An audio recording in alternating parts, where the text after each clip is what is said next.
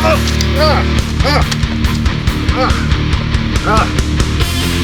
yeah, that,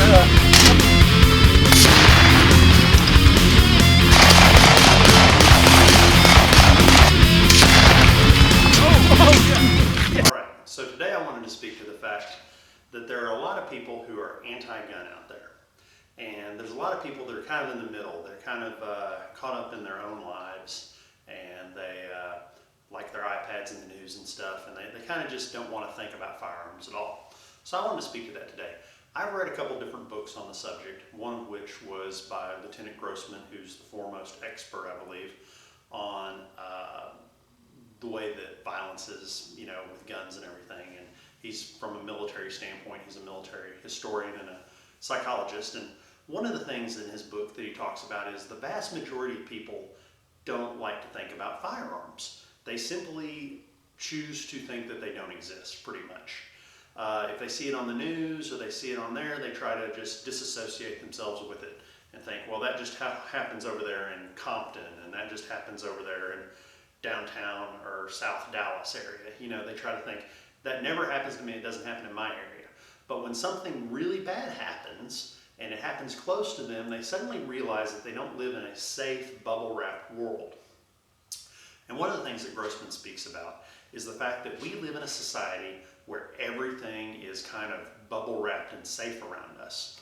For instance, 100 years ago, if you wanted to eat chicken, your mother would tell you to go out in the backyard and you would have to kill the chicken, pluck the chicken, bring the chicken in and have her cook it. So you as a child would grow up and you wouldn't enjoy killing. Killing is a messy, nasty, get your hands dirty type of thing. You pull the feathers out, you get blood everywhere, you take it in because you're hungry and you have to eat, so you don't have a choice, you have to do it. And then you got to go wash up and you're glad you're done cleaning the chicken. Nobody has fun cleaning a chicken. It's just something you got to do if you want to eat the chicken. Well, let's fast forward 100 years to today. We don't have to clean chickens. We go and buy them either cooked or wrapped up in a nice plastic sealed bag. So the vast majority of Americans never ever have to kill anything in order to feed themselves. So they never grow up with the old experience in the past that killing is a natural thing in life that has to be done, but it is not fun, it is gross, and it is a necessity to survive to do it. Fast forward again back to today. We don't ever kill anything except what we do in virtual reality on video games and by watching the glorification of on our movies and TV. So we have this very strange perception of killing. You know, people can easily get this idea that it's something that's awesome and cool, and hey, I got the highest body count on, you know, Call of Duty, you know, and I was able to take out all these guys on the other team and blah, blah, blah. So we get really disoriented as to what it is involved in. So again, we have this really skewed perception. You know, it's not a natural perception that it should be, that you know, human beings should have. We have this virtual reality perception of killing.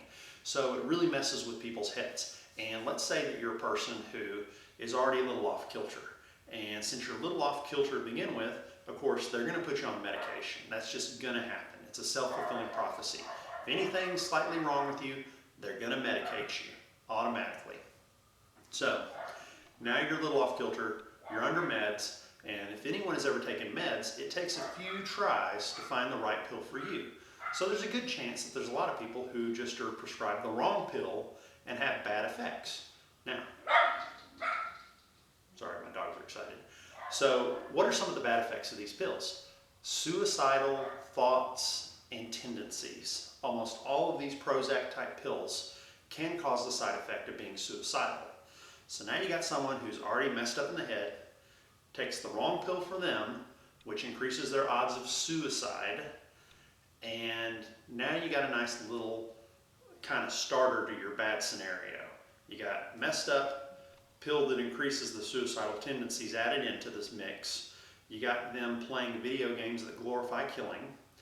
And now you got someone who wants to kill themselves, who loves to go and play games where they kill other people too. Okay.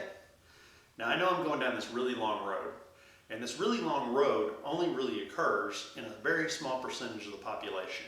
So let's just say it's 1 in a million goes down this road. Other people go down part of this road, but they never hit the end where they go and do a mass killing. Okay, so you got this scenario in place. Now you have it where they want to kill themselves, and they're angry at they don't know what. And then you have the media who glorifies these mass shooters. They put them all over the news. They tell them every aspect of their life. They make them into infamous people. And so there's people out there that are suicidal on drugs, who are used to killing people on video games, who watch the news and basically say, what the hell, I want to be famous like that last guy or last person. It's almost usually men, because we have a tendency to go nut job and kill people. Anyway, just the way male psyche works when you're messed up. But they see all this. So now they go, okay, I'm going to go out in a blaze of glory. I'm going to make a name for myself. People are going to remember me because of what I do. And they're going to look at what the last guy did and try to one-up it. So this is a scenario we live in America. We got a person, maybe 1 out of 10 million, 1 out of a million, 1 out of 100 million. You know, we got 315 million people in this country. So if 1 out of 100 million people a year does this, that's 3 people a year out of this entire country. 3 people. Not exactly, 1 in 100 million is not exactly big numbers. But those 3 people can do stuff that gets all over the media and all over the news that tries to influence all the rest of us. So they choose to go out and they get a plan, and they plan ahead and premeditate it. All these people who did this found a way, even if they were originally stopped from getting access to a firearm, found a way to get around that stoppage and get one. Because here's the kicker. We live in a free country. And because we live in a free country, people can get stuff. It doesn't matter if it's illegal. If I want to go get drugs and I went to the ATM and got a bunch of money out and went driving around and asked a few people, I could probably find some drugs somewhere. Of course, with me, they probably would think I was a cop and shoot me. But anyway, I could go get drugs if I really wanted to, although I've never done that in my entire life. But I could get some money, I could make some phone calls, I could find someone who knows how to get some drugs if I wanted to. Now, you know, I could probably get on the internet and figure out how to make meth in my own bathtub if I had to. You know, I mean, I don't know, if the people do that out in trailers, I could probably figure it out if I tried hard enough. But again, I live in a free country. That's why I can do things. That's why I can figure things out.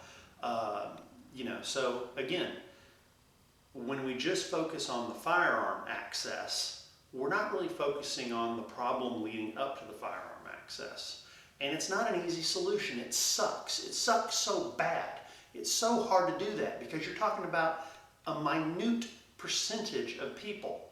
So the way that you fix those situations is you develop an active plan. It's going to cost money. It's going to take manpower. It's going to take lots of people working together. And we need to basically find these people and get them help before they get suicidal. And what we'll do is we'll stop a whole bunch of suicides, and hopefully we'll stop those guys who are murder-suicides, who want to kill people and take them with them. You know, but again, people always talk about how many people die from guns, and they always throw in, you know, I'm going to give you the basic, this is just the basic numbers. There's about 11,000 people who die from being shot who are murdered. 11,000 people a year are murdered by guns. There's another 30,000 people that shoot themselves with guns. Okay? So we got 11,000 that are murdered. That means I shoot them, another person shoots them and kills them, and we got 30,000 that shoot themselves. Okay? So when they say 40,000 people are killed by guns every year, that's a skewed percentage. What we need to do is work on that 30,000 that kill themselves with guns. And I know everyone's like, oh, just take the guns away, then they can't do it. Well, guess what? There's more forms of suicide than just guns. And when you want to commit suicide, you look for the most convenient way to do it, usually. So you look for, you know, it depends on what you have. I want to kill myself. Okay, do I use, slit my wrist? Do I hang myself? Do I take poison? Do I shoot myself with a gun? Well, it depends on what you have, and then you sit there and think about what's going to be the quickest and what's going to be the least painful way to do it. And usually people opt for the gun routine because it's a pull of the trigger, boom, all over, game done. So again, Japan has no guns, but they have a very high rate of suicide. So you don't have to have a gun to commit suicide. And having guns doesn't cause you to commit suicide. Guns are just a tool that's used. So let's take another example. If I wanted to go rob a convenience store, I have a chainsaw, I have an axe, or I have a vault full of guns behind me. What do you think I'm going to go into the convenience store with?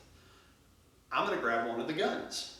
I'm not going to grab the axe or the chainsaw, although they all would work, but the gun is the most effective. The vast majority of people who get shot in this country are shot with handguns because you can carry a handgun concealed around with you. A lot of people don't walk around with just shotguns to go kill people. They walk around with handguns so they can find who they want to take out. Let's say they got a beef with someone, and they can pull it out and take care of business. So, again, Americans are focusing on the tools of what's happening. They're not focusing on the actual problem. And the problem is a social problem, a mental health issue problem, okay? It's not the tools that cause all these behaviors. It's the fact that we have people who want to go and do these behaviors. And it's a very complex web that leads to this stuff. You have medications, you have lack of mental health options available. You have glorification of murder on TV and in the movies and on video games. You have access to weapons. See, that's one of the parts. It's not the whole part, it's just one of the parts in the whole soup mix. So the gun violence problem isn't guns. It is a soup mix of everything. So you can't just focus on one part of the soup mix. You have to start focusing on everything. So I'm not necessarily against making some laws pertaining to guns and some access rights and some things where we get the state health records to the government to make it a little harder to get. But I'm not so disillusioned to believe that if I limit all the guns in the United States, that a crazy person isn't going to be able to go and find one. If I want to go buy a gun today from another person on the street, just like the drugs, I can go find an illegal gun to buy on the streets if I really wanted to. So, again, the firearms is just a tool in the whole scheme of things in this violence problem and murder problem we have in the United States. So, please just focus on that. When people focus on just the guns, tell them, well, you're focusing on one part of the larger issue. The issue is people committing suicide, and then another separate issue is people murdering people. Okay, so we have to focus on the criminal murder part and then the personal suicide part separately. We have to go after both individual things. And unfortunately, because we live in a free country, we're never going to disarm the populace. And it also is our right to keep and bear arms. A lot of good comes out of that, which, by the way, if there's 40,000 people killed by guns, i.e. 11,000 murdered, 30,000 suicides, there are far more times that people save their lives in this country with guns than take their lives with them. And they never tell you that on the news. If you actually go and study the subject, there are many, many times a day when people stop burglars, stop assaults, stop attempted rapes and murders, stop attempted carjackings, stop other things that the bad guys, they live in a bad part of town, the bad guys hit a lot, they get guns to defend themselves, and they defend their lives and stay alive using a gun. They don't even always usually have to take the other person's life.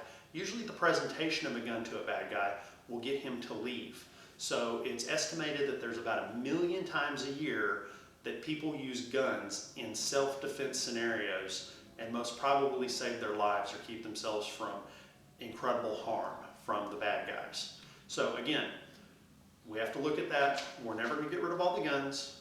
There's far more good that is done with firearms that is never mentioned on the media than the bad that goes on. So if we took away all the guns and just had the bad guys with the guns, you would see an incredible spike in murders and crime, just like you have with every other country where they've disarmed the populace. So again, there is the idea out there that a lot of people aren't willing to accept. Guns do actually make a lot of people safer if they're responsible gun owners. One other thing I wanted to mention is that a lot of people just don't like the idea of guns. And the reason is a natural one. To the vast majority of good, wholesome American people, they are not capable of taking another person's life. And they most certainly don't like to think at all about taking another person's life. It is deplorable to their psyche, which is a good and normal reaction. But this reaction also drives this get rid of all the guns mentality, because you don't like the idea of having to take someone's life. You're all for taking away all the guns, but you don't realize that, what if I said, okay, guns are the problem, we're going to start with the people we can get at first. Let's take away all the guns from all the police. You'd be like, what? That's crazy. You see, in the minds of the average American, a police officer with a gun is a great thing. A bad guy with a gun is a bad thing. And everyone in the middle who's a responsible gun owner is lumped in more to the side of the bad guy possibility. So if I had a badge, nobody would have a problem with me having a gun. But since I don't have a badge on, then all of a sudden it's like, well, he could be a nut job. We don't know about him. He could be one of the bad guys. So it's just, it's hilarious to me how when I go out and play airsoft, for instance, I'm carrying around what look like real guns, and I'm in a military uniform, and any civilians that come by who don't know what's going on don't even care. They look over and see us and are like, some military guy's doing something. Doesn't matter I got an M16 because I'm in a uniform. It doesn't fracture their psyche to see a person in a uniform with a gun. Now, if I was dressed like a gangbanger with pants down around my waist, around my midsection, and wearing, gang colors, and I had the M16 looking rifle, they would lose their freaking minds because of my appearance with a gun. Would say, oh my God, that's not a person in a uniform. They have a gun. Let's call the police on them. So, again, one of the funniest things that I find in this world is the fact that a person will sit here and explain to me how God doesn't exist and how everyone should have their guns taken away. But as soon as somebody tries to break into their house, they call the police to bring their guns to their house and pray to God that they'll get there before the bad guy gets to them. So it's really kind of hypocritical, and I'd like all of you to think about that.